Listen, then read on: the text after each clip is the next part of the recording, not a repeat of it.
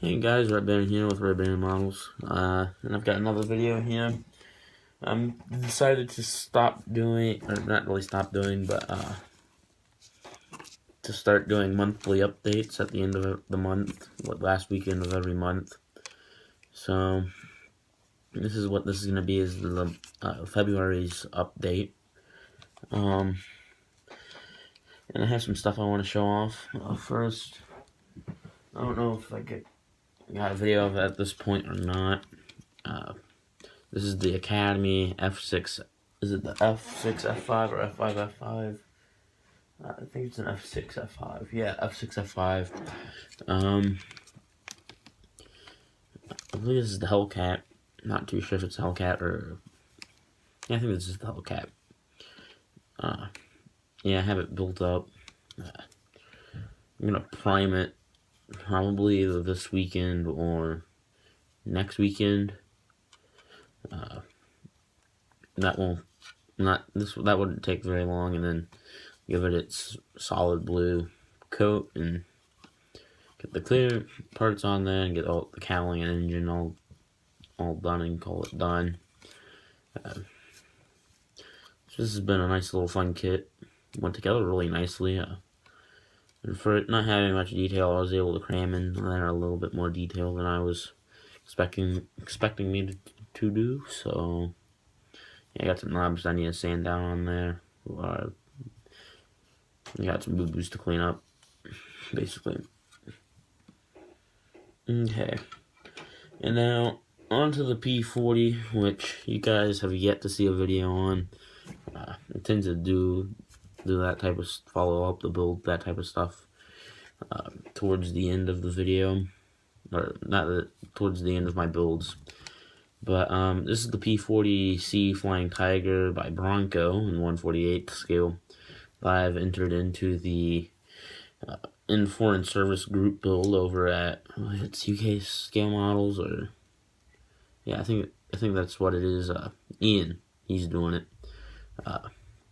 It's a Facebook group build, and not really just Facebook though. It's also not really. Contact him if you want to join. I'll probably put a link to his channel in the description. But yeah, I've had some fun working on it. The Allison V1710 looking really nice in this kit. Now I do have this problem where it didn't really fit. This top part doesn't really fit over and stuff. But I've determined that was because me as a human clamp, being human, had stuff to do besides being a clamp.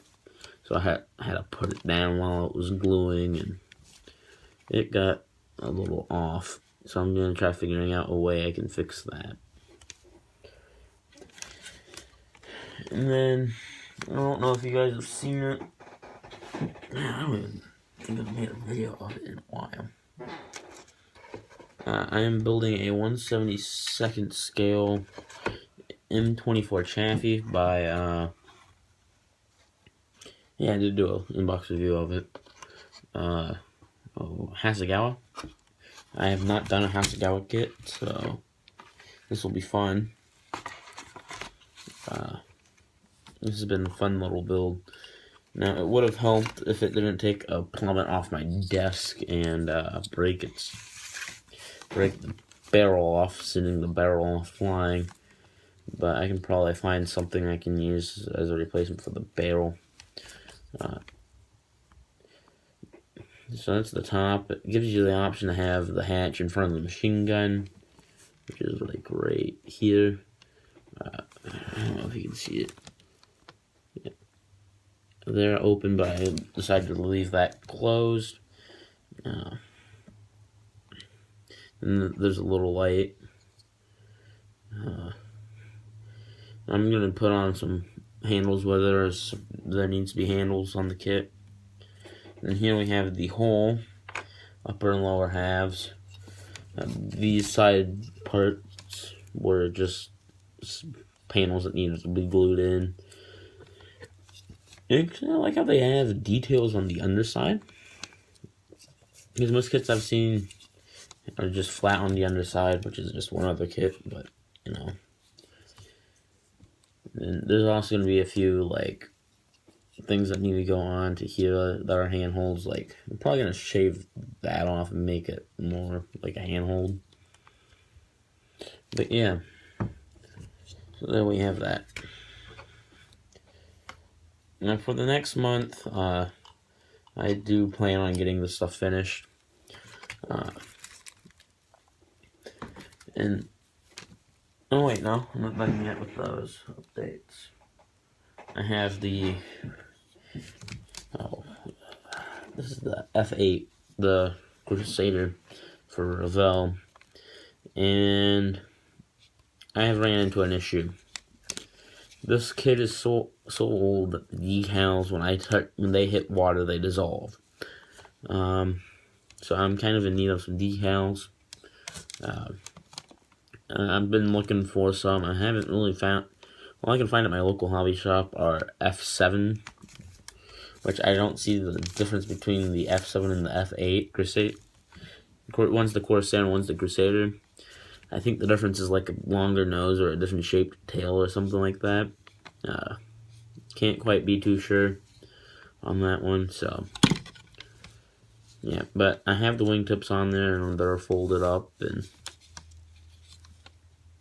then I got everything together at least on it. Yeah, I've been still trying to figure out how to make the cover for the air intake. But besides that, it's doing okay. Now I am making a slight announcement unofficially. I will be doing another aircraft for the group build.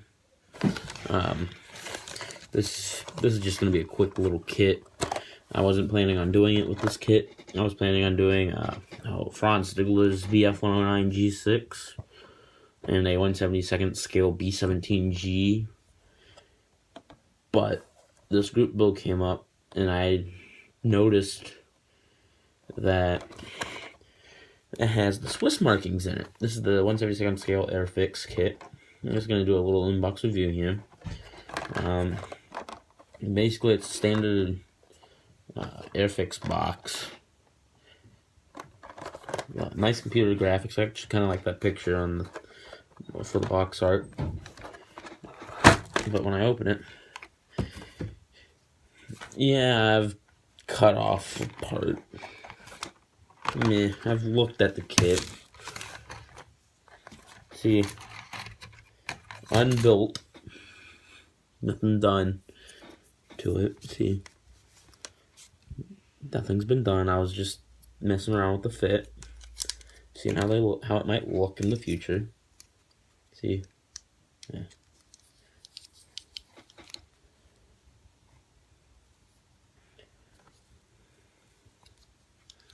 And it will be a nice little tiny kit. So that was on this sprue along with the upper wing parts, which contains the gear well detail. Now I don't like in this kit the cockpit section and all that stuff, but I'll get to that when I see. I don't like this where the drop tanks connect. It's too big and bulky for me, I think, is my big problem with it. We have, I don't even know what that stuff is. Bombs, I guess. Bomb attachments, I'm not too sure. They have the propeller.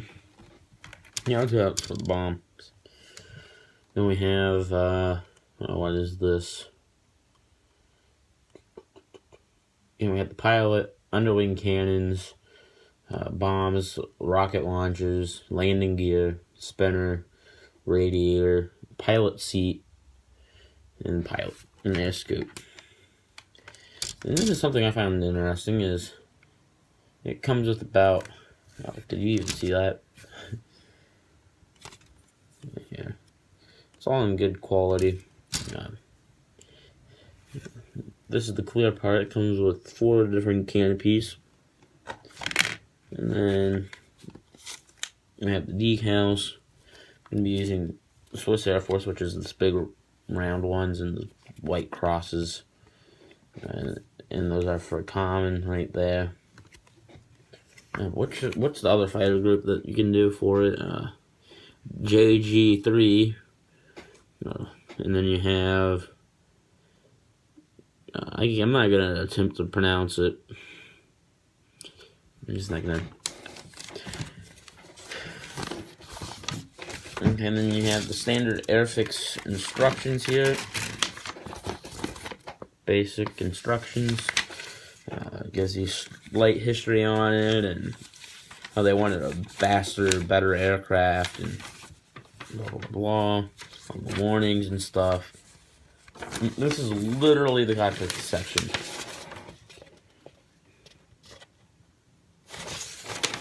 Now, I'm not sure if the floor of the 109 is supposed to be the what is it, the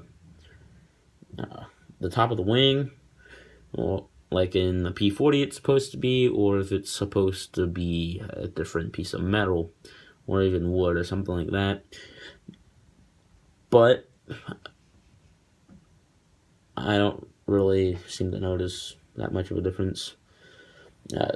I might put something in the base of it if it's flat, and put in at least a stick for it. But when these two pieces come together, I was told that it's supposed to make the instrument panel. Well, it doesn't. So finding some way of making an instrument panel would be nice to do, probably for this kit.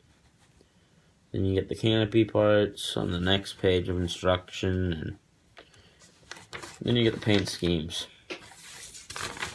So if you want to go with the German one, those are the German callouts. You got some yellow going on, you got some grays and blues. No molting, there's a little bit on the tail, but it's not very much there. Now, on the one I'm going to be doing, which would be this one, I gotta do some more of my mathematics, wonderful mathematics, and figure out how to convert millimeters into, I don't know, I might have something around in millimeters, but I need to get a certain sized red stripes, and luckily for me, it doesn't look to be conforming to any type of panel line. So, yep. Well, this has been a monthly update. I would like to thank you guys. We just hit, I think, 50 or 40, I think it's 45 subscribers. So good work on the subscribing. Hope you guys have enjoyed the content I've made. And as always, model on.